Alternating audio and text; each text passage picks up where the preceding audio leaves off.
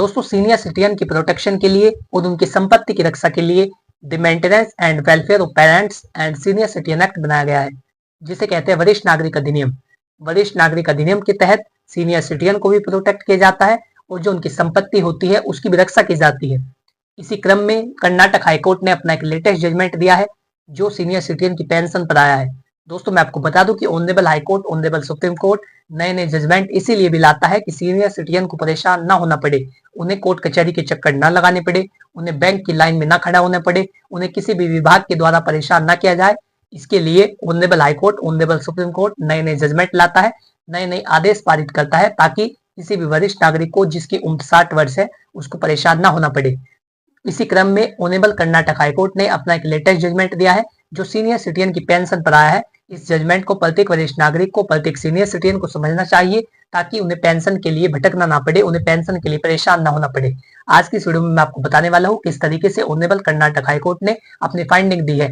और मेरा आपसे अनुरोध है कि यदि आप चैनल पर पहली बार आए हैं तो आज ही चैनल को सब्सक्राइब कर ले ताकि इसी प्रकार की लीगल नॉलेज, कानूनी जानकारी, विधिक परामर्श और आपके अधिकार आप तक पहुंच सके। चलिए बिना किसी देरी के वीडियो शुरू करते हैं।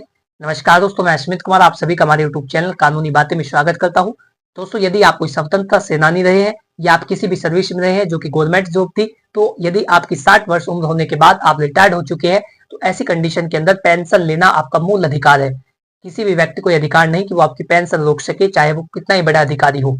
तो मैं आपको बता दूं कि ये पेंशन लेना आपका मूल अधिकार होता है दोस्तों। और इसके लिए दो प्रावधान किए जाते हैं। यदि आपकी एज 80 साल से कम है तो ऐसी कंडीशन के अंदर आपको जिस विभाग से पेंशन मिलती है आपको वहां पर जाकर अपना जीवित प्रमाण पत्र 1 साल में एक बार देना होता है। अब देखिए, यदि बैंक के द्वारा आपकी पेंशन दी जाती है तो आपको बैंक में जाना होगा और 1 साल में एक बार आपको अपना जीवित प्रमाण पत्र दिखाना होता है। यदि आप 80 वर्ष से कम के व्यक्ति है, आप वरिष्ठ नागरिक है, आपकी उम्र 60 से 80 के बीच में है, आप पेंशन का लाभ लेना चाहते हैं तो ऐसी कंडीशन के अंदर आपको 1 साल में एक बार अपना जीवित प्रमाण पत्र दिखाना होता है। और दूसरी कंडीशन है, यदि आपकी एज 80 वर्ष से अधिक है, आप 80 से अधिक साल के हैं, तो ऐसी कंडीशन के अंदर आपको 1 साल में 2 बार अपना जीवित प्रमाण पत्र दिखाना होता है। यदि आप अपना जीवित प्रमाण पत्र वहां पर जमा नहीं करते तो ऐसी स्थिति के अंदर जो आपकी पेंशन है उसको स्टॉप कर दिया जाता है, वो पेंशन आपकी रोक दी जाती है।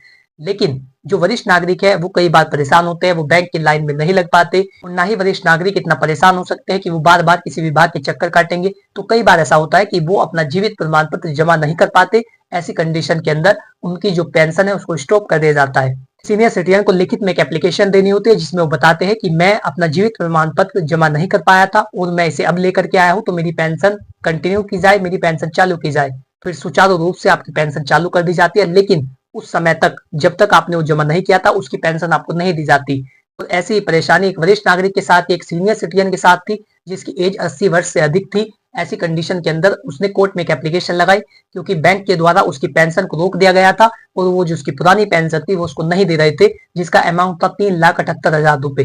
के चलते उन्होंने कर्नाटक हाईकोर्ट में एक एप्लीकेशन लगाई। उन्होंने बताया कि किस तरीके से बैंक के द्वारा उनकी पेंशन को रोक दिया गया है। कर्नाटक हाईकोर्ट ने अपना लेटेस्ट जजमेंट दिया और उस केस में अपनी फाइंडिंग दी, जिस केस का नाम है CH Nagabhushan versus under secretary. 13 फरवरी 2023 को जजमेंट दिया गया। ऑनरेबल कर्नाटक हाईकोर्ट ने कहा कि यदि इन्होंने जीवित प्रमाण पत्र जमा नहीं किया था और ये 13 महीने के बाद उसे जमा कर रहे हैं तो ये इस बात का प्रमाण है कि ये पहले भी जीवित थे और आपको ये मानते हुए इनका जीवित प्रमाण पत्र एक्सेप्ट करना होगा। और इनकी जो पुरानी पेंशन है 13 महीने की, जिसका अमाउंट बैठता है 3,78,000 रुपए, वो आपको 1 महीने के अंदर 6% ब्याज पर देना होगा। और यदि आप 1 महीने के अंदर इन्हें ये नहीं लौटाते हैं तो ऐसी कंडीशन के अंदर ये ब्याज बढ़कर 12% हो जाएगा। तो इस जजमेंट के माध्यम से ऑनरेबल हाईकोर्ट ने बताया कि किस तरीके से यदि किसी सीनियर सिटीजन की पेंशन को रोक दिया जाता है और वो बाद में अपना जीवित प्रमाण पत्र जमा करता है तो इसके चलते उसकी पुरानी पेंशन को नहीं रोका जा सकता, क्योंकि जीवित प्रमाण पत्र इस बात का उदाहरण है कि वो पहले भी जीवित था। लेकिन आपको करना चाहिए कि यदि आपके पास समय है, आपके पास पर्याप्त साधन है, तो आप जाकर के अपना जीवित प्रमाण पत्र जमा करा दे। लेकिन यदि वो नहीं हो पाता है तो आप इस जजमेंट का सहारा ले सकते हैं। आशा करता हूँ कि जानकारी आपको अच्छी लगी होगी और आप लोग समझ पाए होंगे कि किस तरीके से ऑनरेबल कर्नाटक हाईकोर्ट ने अपना फैसला दिया है। यदि आप इसी तरीके की जानकारी में रुचि रखते हैं तो आज ही चैनल को सब्सक्राइब कर ले ताकि इसी प्रकार की लीगल नॉलेज, कानूनी जानकारी, विधिक परामर्श और आपके अधिकार आप तक पहुंच सके। यदि आपका इससे रिलेटेड कोई सवाल हो तो आप कमेंट बॉक्स में लिख करके पूछ सकते हैं, मैं जल्दी उसका उत्तर दूंगा। और इसके साथ ही यदि आपको विधिक परामर्श लेना चाहते हैं, कोई कानूनी जानकारी लेना चाहते हैं तो स्क्रीन पर दिए गए मोबाइल नंबर पर अपनी प्रॉब्लम को व्हाट्सअप करें, जल्दी आपको उसका उत्तर दिया जाएगा।